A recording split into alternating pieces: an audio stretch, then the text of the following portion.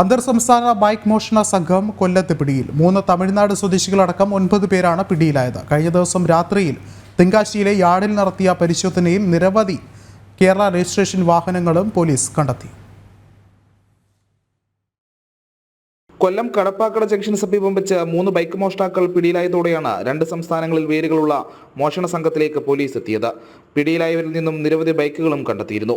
ചോദ്യം ചെയ്യലിൽ തമിഴ്നാട്ടിലേക്ക് സ്ഥിരമായി ബൈക്കുകൾ കടത്തിയെന്നും ബോധ്യപ്പെട്ടു.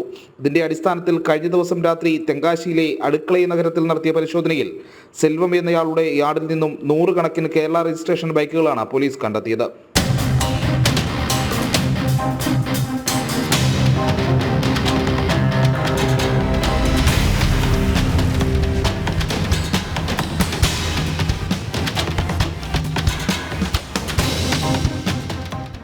ഇവയിൽ ഭൂരിഭാഗവും മോഷ്ടിച്ചവയായിരിക്കാം എന്നാണ് പ്രാഥമിക നിഗമനം. കൊല്ലം നഗരത്തിൽ നിന്ന് മോഷണം പോയതെന്ന് വ്യക്തമായ ബൈക്കുകൾ കസ്റ്റഡിയിലെടുത്ത് ഈസ്റ്റ് പോലീസ് സ്റ്റേഷനിലേക്ക് എത്തിച്ചു. ഈ അടുത്ത സമയത്തായിട്ട് വാഹനമോഷണം ഉണ്ടെങ്കിലും ഈ അടുത്ത സമയത്തായി കൊല്ലം സിറ്റിയിൽ നിന്ന് വളരെയേറെ വാഹനങ്ങൾ റെയിൽവേ സ്റ്റേഷൻ, KSRTC ഇങ്ങനെയുള്ള വാഹനങ്ങൾ പോകുന്നുണ്ട്. പക്ഷേ ഈ വാഹനങ്ങളൊന്നും തന്നെ നമ്മുടെ നിരത്തുകളിലൂടെ പിന്നെ ഓടുന്നത് കാണാനുമില്ല. അപ്പോൾ ഈ വാഹനങ്ങളെല്ലാം നമ്മുടെ സ്ഥലത്ത് നിന്ന് മാറ്റിക്കൊണ്ടു പോകുന്നു എന്നുള്ളൊരു സംശയത്തിലേക്ക് എത്തി.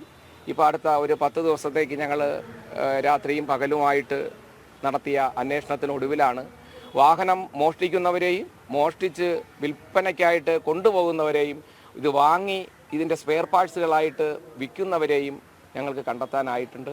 മോഷ്ടിച്ചു കൊണ്ടുവരുന്ന ബൈക്കുകൾ ഷാസി നമ്പരും രൂപവും മാറ്റി വിൽക്കുകയായിരുന്നു രീതി. പലപ്പോഴായി യാർഡിലെത്തിച്ച് പൊളിച്ചു വിറ്റ ബൈക്കുകളുടെ ഭാഗങ്ങളും പോലീസ് കണ്ടെത്തിയിട്ടുണ്ട്. സമാനമായ നിരവധി യാർഡുകൾ തെങ്കാശി മേഖലയിൽ ഉണ്ടെന്നാണ് കരുതുന്നത്. കേസിൽ ആകെ 9 പേരാണ് പ്രതികൾ.